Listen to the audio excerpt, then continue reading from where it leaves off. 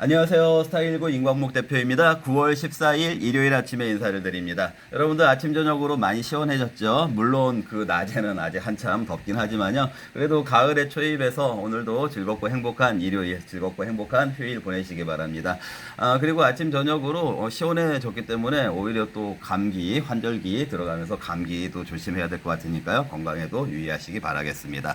여러분들 유튜브 보시면서요. 제가 제 스타일로 진행을 하는 이 유튜브의 분석이라든지 또는 어떤 컨텐츠 그리고 제가 제공해드리는 컨텐츠 그리고 또 제 스타일의 진행하는 방식 이런 것들이 마음에 드시는 분들이 계시다라면은요 혹시 마음에 드시는 분들이 계시다라면은요 다양한 형태의 비즈니스 콜라보가 강연하니까 예를 들어서 강연 같은 거요 저에게 연락을 주시면은요 같이 협의를 해볼 수가 있겠습니다. 그리고 또 직접적으로 포트폴리오 종목 포트폴리오에 참여하고 싶으신 분들도요 여기 문자 010-6656-9502 문자 010-6656-9502로 문자를 남겨주시면은요 확인하는 대로 리턴 콜을 드리도록 하겠습니다. 많이 참여해 주시고요. 많은 관심을 가져주시면 감사하겠습니다.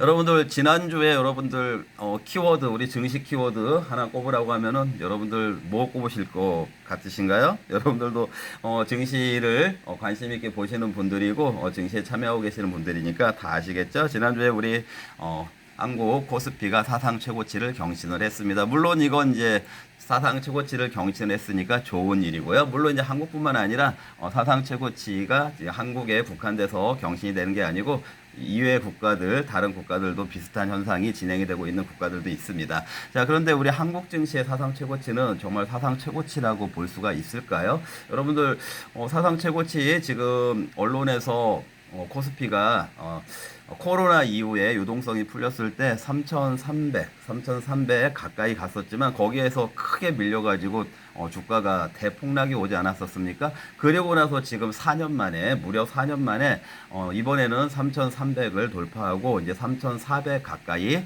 접근을 하고 있기 때문에 사상 최고치를 경신했다 이렇게 축배 또는 촉포를 울리는 이런 그 기사들이 많이 나오고 있는데요. 여러분들 실제적으로 여러분들 갖고 계신 종목들 고점 대비 많이 떨어져 있는 종목들이 더 많이 있고 불과 얼마 전 주가보다도 오히려 밀려 있는 종목들이 많은데 코스피 지수만 많이 올라가 있는 이런 상황. 이게 과연 지금 기대하는 것처럼 유동성 장세가 펼쳐지고 있는 그런 과정에 있는 것인가 이런 거에 대해서 좀 갸우뚱한 부분들이 있을 것 같아요. 이런 것들을 포함해서요. 이 사상 최고치 경신의 의미 그리고 앞으로 또 시장을 어떻게 반영을 해서 봐야 될 것인지에 대해서요 또 여러분들과 함께 생각을 해보는 시간을 가져보려고 합니다. 제가 준비한 내용으로 여러분들 끝까지 같이 시청을 해주시면 좋을 것 같습니다. 조금 그 시청 포인트를 좀 분류를 해서 명백하게 조금 명쾌하게 여러분들이 이해를 하실 수 있도록 제가 그 한 6개 정도로 이렇게 그 섹터라고 해야 되나요? 이 6개의 키워드를 가지고 이 섹터를 보는 관점을 구분을 해서 여러분들께 설명을 드려보려고 하니까요. 여러분들이 이 하나하나의 이 제목들이 어떤 그 각각의 관계성이 있는 건 아니고 우리가 지금 너무 다양하고 너무 많은 내용들을 다뤄야 되기 때문에 좀 일목요연하게 다루기 위해서 구분을 해 놓은 거니까 여러분들이 이 그 키워드의 관점을 가지고 저의 그 얘기를 들어보시면 될 것 같습니다. 자, 우선 첫 번째 키워드로요. 방향성. 이 방향성은요. 제가 사상 최고치 경신과 관련해서 얼마 전에 뭐 한 2달 전에 이미 말씀드렸던 그 바가 있는 내용인데요. 그때 우리가 이 주가라는 거는 어떻게 될지 아무도 모른다. 그런데 일단 기본적으로 방향성이 중국하고 일본이 먼저 사상 최고치를 경신을 했다. 그때 일본이 그 42,000선 돌파하고 지금 44,000선도 돌파했어요. 그 당시에 중국이 3,600선 돌파하고 지금은 3,800선도 돌파를 했습니다. 자, 그때 중국하고 일본이 먼저 그 최고치를 경신을 해가고 있다. 이 부분을 왜 방향성의 근거로 봐야 된다라고 여러분들께 말씀을 드렸었냐면요. 만약에 전 세계가 어떤 그 같이 공통으로 좀 그 어려운 어떤 그 체계적인 그런 위험에 봉착해 있는 상황이라고 하면은요, 이렇게 중국, 일본, 다른 성격의 나라들이 동시에 최고치를 경신해 갈 수가 없어요. 적어도 그렇게 그 글로벌 증시를 크게 훼손할 만한 악재는 없었다. 그렇기 때문에 중국하고 일본이 먼저 이렇게 치고 나가는 걸 보면은 기본적인 방향성은 상승 쪽으로 가고 있는 것이 맞다. 이 부분을 말씀을 드렸었는데요. 역시 지금 진행되고 있는 아까 중국이 벌써 이제 3,800선, 일본 44,000선 이렇게 돌파한 상황에서 코스피가 지난주에 우리 코스피도 이런 글로벌 흐름에 동참을 하면서 코스피가 3,300선을 돌파를 했구나, 이렇게 여러분들이 일단은 이해를 하시면 될 것 같습니다. 자, 그리고 가장 기본이 되는 그 거시에 있었어요. 만약에 여러 가지 그 호재도 있고 악재도 있을 수 있고, 그런데 전반적인 베이스가 되는 거시가 예를 들어서 긴축으로 가는 전체적인 그 거시의 모드가 긴축으로 간다라고 하면은 그 주가가 올라갈 수가 없죠. 그런데 이렇게 거시에서 이렇게 지금 대부분의 국가들이 최고치를 경신할 수 있는 배경이 된 거는 무엇보다도 가장 중요한 것이 금리 인하, 미국의 금리 인하, 이제 9월달 오늘이 14일이니까 다음 주 15, 16, 17 이때 금리 결정이 되는데 아마 이제 9월달 금리가 단행이 될 것 같다. 이 부분 때문에 이제 이 거시의 가장 베이스가 되는 금리 인하라는 것이 일단 시장을 받쳐줬다, 지탱을 했다, 이렇게 여러분들이 이해할 수가 있는 부분입니다. 자, 정책적으로는요, 이 정책은 특히 이제 한국 관련된 정책인데요.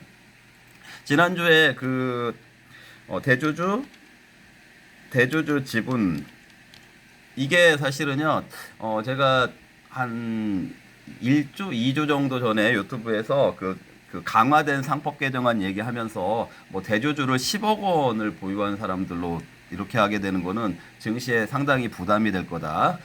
연말에 다 그게 매물화가 되기 때문에 그거는 악재로 작용할 거다라고 말씀을 드렸었죠. 근데 그 이슈가 한국 증시를 좀 누르는 국면이 있었었고, 그로 인해서 한국 증시가 3,200에서 올라가지 못하고, 코스피가 3,200에서 올라가지 못하고 3,100이 붕괴되고 3,080이 붕괴되고 이런 모습이 나왔었는데요. 지난주에 그 이재명 대통령 그 취임 100일 그 기자회견 중에 10억을 그 관철시키려고 하지 않겠다. 그러니까 지금 현재 50억으로 돼 있는 거, 그 어떤 이 50억이 넘어가는 그 지분에 대해서는 어떤 세제라든지 이런 것들에 있어서 좀 규제하는 그런 의미의 이 제도인데, 이걸 10억 원으로 완화를 하면은 여러분들도 주식 10억 원어치만 갖고 있으면 대주주의 그 규제를 당해야 되는 거니까 악재가 될 거 아니겠어요. 그리고 이제 외국인 입장에서도 그런 규제로 인해서 탈한국을 할 수 있는 이런 분위기였는데, 이거를 이제 철회하는 그런 분위기가 나왔어요. 지난주 이제 그 대통령 100일 취임 그 기자회견에서. 그렇기 때문에 이게 호재로 작용을 했다라고 봐야 되는 것입니다. 정책에 있어서는요, 이게 가장 호재로 작용을 했고, 또 제가 이제 저번에도 말씀을 드렸지만, 우리 한국의 지금 현재 정보는 여러 가지 핸디캡이 있어요. 어떻게 보면은 국회 폭거라고 하는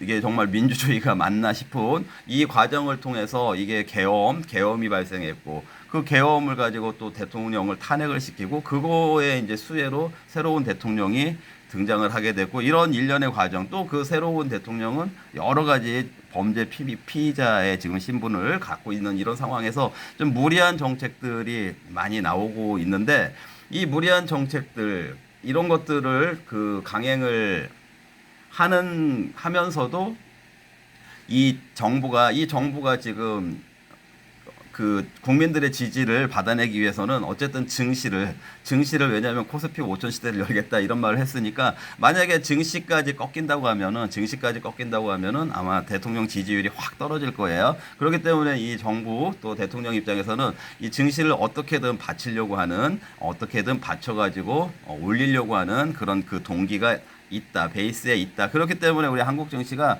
일단 정부에서 이제 그런 강력한 의지와 그런 모티브가 있기 때문에 이제 제가 이 증시를 기본적으로 받쳐주는 역할은 할 거다라고 그렇게 말씀을 드렸던 부분이 있죠. 이런 것들이 지금 다 작용을 하고 있다. 그래서 지난주에 코스피가 사상 최고치를 경신을 했다. 이렇게 여러분들이 이해를 하시면 되겠습니다. 자, 그럼에도 불구하고요. 제가 모두에 말씀드렸지만 정말 이게 코스피가 3,300, 3,400 시대에 맞냐? 그렇지 않거든요. 종목들 많이 하락 해 있는 종목들이 더 많이 있고 오히려 지난주에 빠진 종목들이 더 많아요. 그래서 일단은 이 한계 이 부분이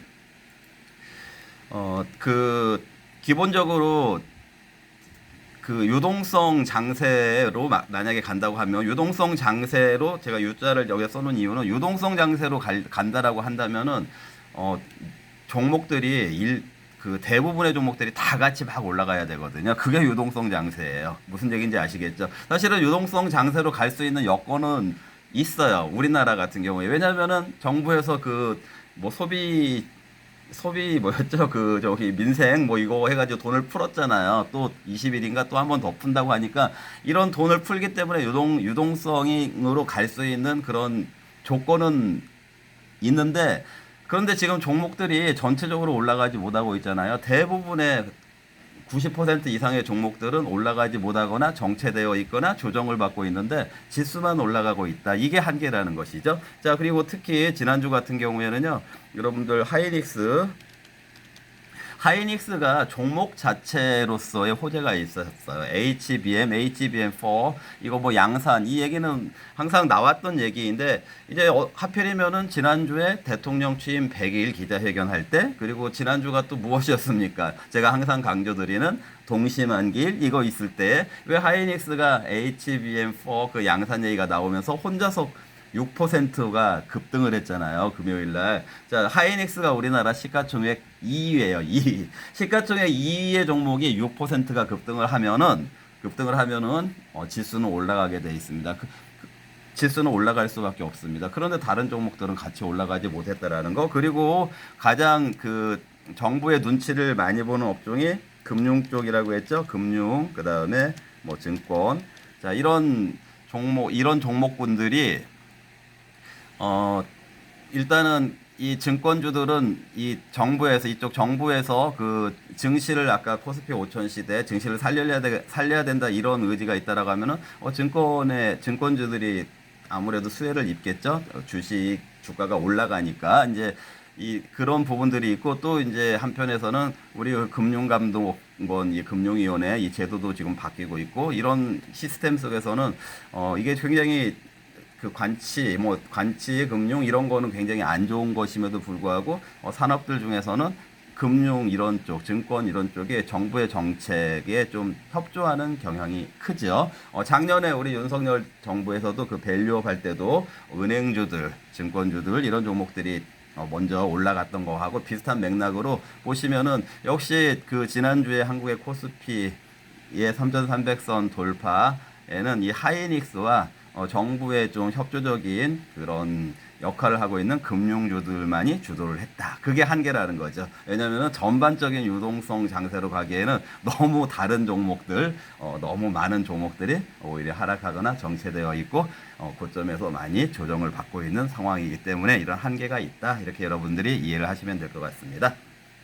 자, 다음으로요. 변수라는 키워드 관련해서는요. 이거는 뭐 이제 제가 그 일반적인 단계적인 그 변수를 말씀드리려고 하기보다는 제가 한 1, 2주 전에 좀 특별하게 좀 다루어졌던 내용에 있어서 제가 그 트럼프 관세 법정 공방이 지금 진행 중인데 2심까지 트럼프 관세가 그 불법이다라고 판결이 나왔고 그게 지금 이제 미국의 대법원에 이제 올라가 있는 상태잖아요. 그렇게 상고가 돼 있는 상태인데 그 대법원에서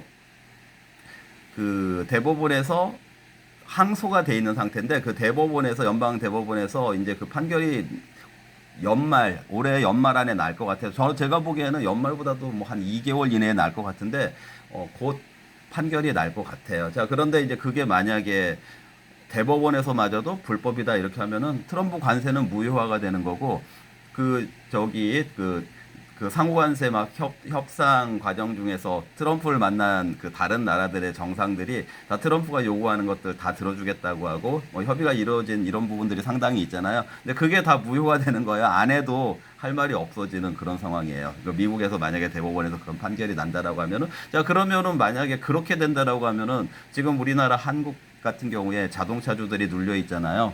그 자동차주들이 지금 코스피 3,300하고는 너무나도 거리가 먼 가격에 눌려져 있고, 뭐 일본 같은 경우에 도요타 자동차도 그런 상황이고 이런데, 그런 종목들이 움직이겠죠. 만약에 그 트럼프 관세가 무효화가 된다라면은, 그러면 정말 그 호재로 작용할 수 있는 그런 부분이 있는데, 그 지금 법적인 시각으로만 봤을 때는 그 1심과 2심이 유죄가 나왔기 때문에 대법원도 그 법리적으로 봤을 때는 정치적인 부분 말고, 정치적인 판결 말고 법리적인 걸로만 봤을 때는 이게 그 불법으로 나올 가능성, 즉 이제 트럼프 관세가 무효화가 될 그런 가능성이 높아 보이는데요.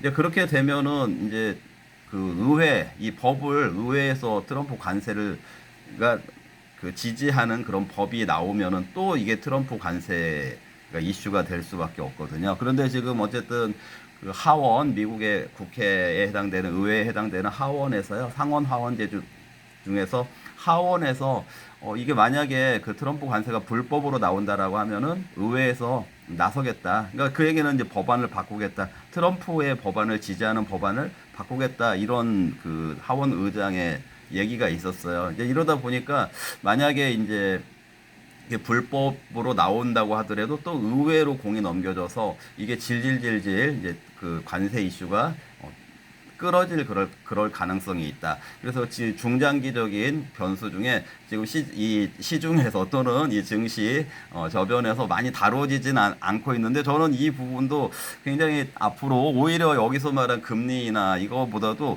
이 변수가 새로운 또 하나의 그 큰 변수로 부상할 가능성이 높다라고 생각을 합니다. 그래서 여러분들이 조금 저희 유튜브 보시는 분들은 조금 그 수준이 높으신 분들도 알고 계시는데요. 이런 관점도 여러분들이 염두에 두시고 고려를 하시면서 시장을 참여하시면 좋을 것 같습니다. 자, 종목 얘기 해드리겠습니다. 제가 인버스 풀지 말자라고 말씀드렸는데요.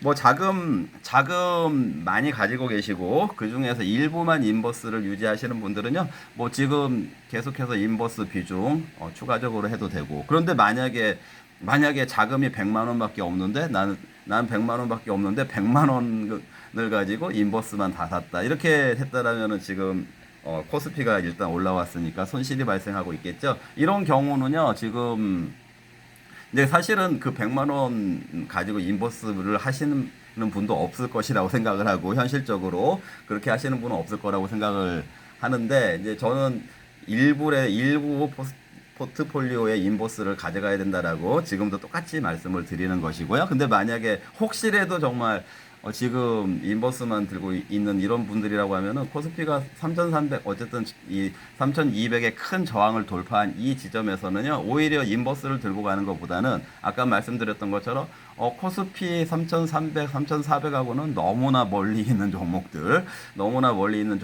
왜 이 종목들은 거꾸로 움직였지? 주가가 왜 떨어졌지? 이거 너무 그 밸류에이션, 지금 시장 밸류에이션하고 너무 괴리가 존재하는 거 아니야? 이런 종목군으로 바꿔 타는 게 나을 것 같다. 그런 종목들, 뭐 내수 쪽 종목들 중에도 보이고요. 뭐 그 수출 쪽, 자동차 쪽 종목들 중에도 보인다. 여러분들 그 감안하셔서요. 제가 인버스를 기준으로 말씀드리는 거예요. 인버스가 전체 포트폴리오의 일부만을 가지고 가시는 분들은 지수가 마디 지수가 올라갈 때마다 인버스를 좀 추가하셔도 될 것 같고, 자, 근데 뭐 인버스만 예를 들어서 그렇다고 해서 인버스만 100% 가지고 가는 거는 지금 코스피 지수가 저항을 돌파한 이 국면에서는 오히려 지금 그 코스피하고 괴리가 있는 그런 종목들, 지수하고 괴리율이 크기 때문에 그런 종목들은 단기에, 잘 들으세요, 그런 종목들은 단기에 수익을 줄 가능성이 높거든요. 그런 종목들로 잠깐 바꿔 타는 것이 오히려 수익 플레이에는 더 유리할 것으로 생각이 된다. 무슨 얘기인지 아시겠죠? 뭐 이런 부분들 여러분들이 참고하셔서 대응을 하시면 될 것 같고요. 구체적으로 어떤 종목을 어떻게 매매해야 되는 건지, 임광목 대표가 추천하는 종목들의 함께 해보고 싶다 이런 분들은 아까 말씀드렸던 것처럼 문자 010-6656-9502 문자 010-6656-9502로 9502로 문자 남겨주시면은요 리턴콜을 해드리도록 하겠습니다. 네, 시청해주셔서 감사합니다.